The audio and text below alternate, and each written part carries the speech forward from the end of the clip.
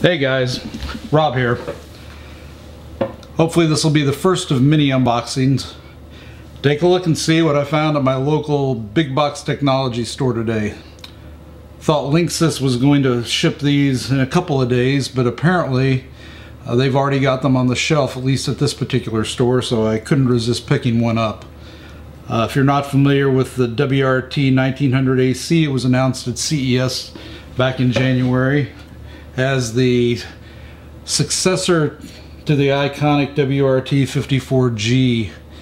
Should be a great little router. Of course, the original was a BG type router, and this one is AC and N. So let's take a look at it, see what's in the box, and eventually we'll put up a complete review on the website. So here we are, ready to open the box.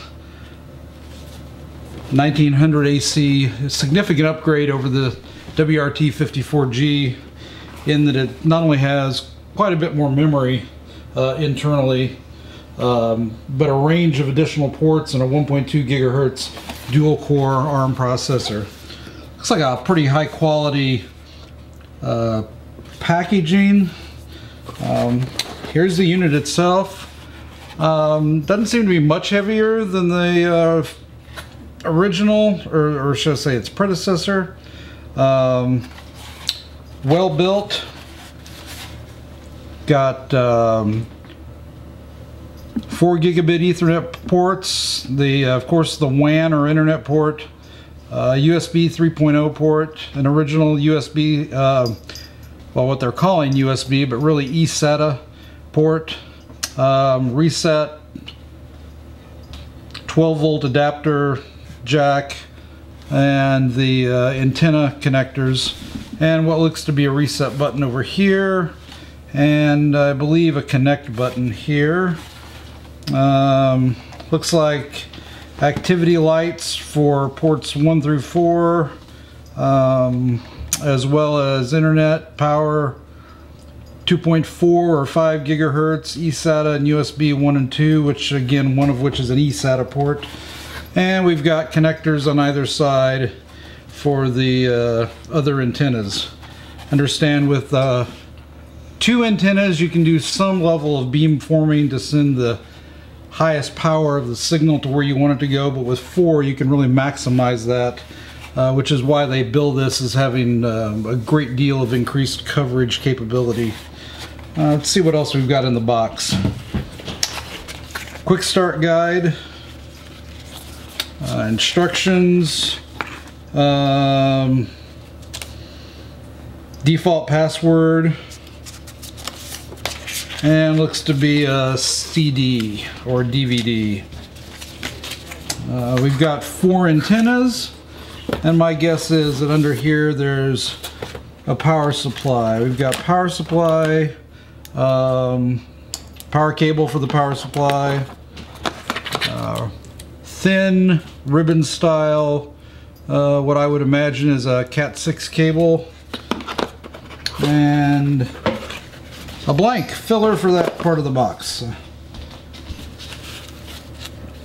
So we'll just get this set up, take a look at what's going to look like with the antennas mounted. Again, this has some great new features, one of which, based off of the legacy of the WRT 54G, is the ability to use open source firmware versus the stock Linksys firmware.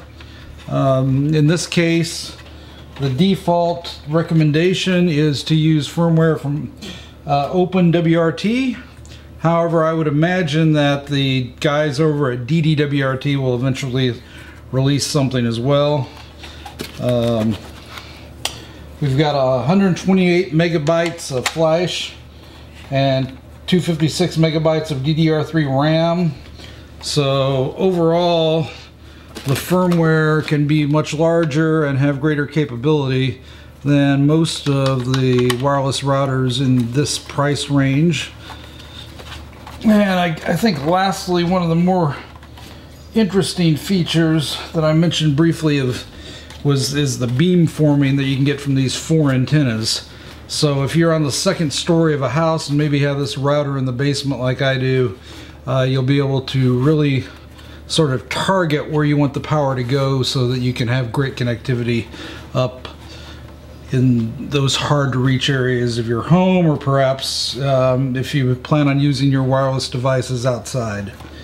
So that is the box unboxing of the WRT 1900 AC.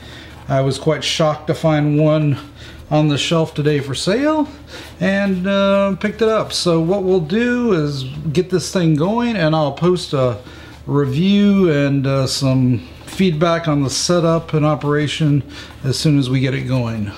Enjoy. Thanks.